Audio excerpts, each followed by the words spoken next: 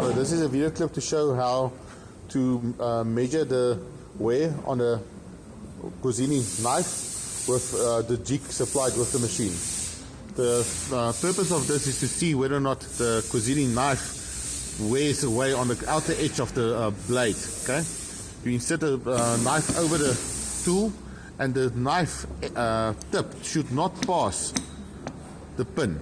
If it does pass the pin, it means that the outer edge of the knife there has been worn away too far. Okay.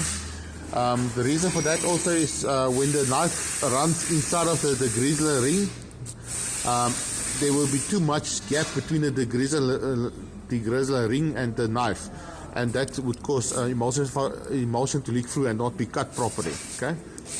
Another problem we've seen is that there is signs of wear on the bush of the knife. Okay. What I have here is a 901 shaft, and there's some wear on the bush of the shaft and also a lot of wear on the outer tip of the knife.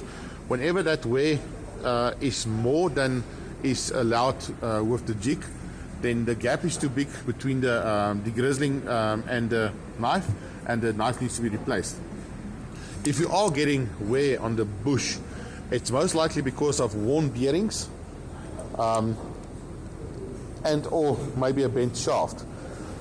The problem is the machine has two bearings and a long piece of shaft on which the knives and plates are fitted.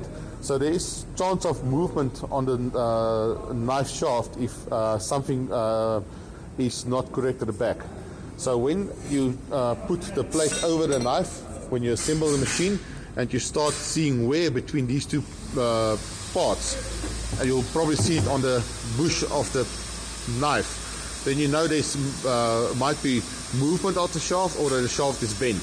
Okay, so you can always check that gap with the gauge, but there's no real way to check that wear apart from seeing that there's physical wear.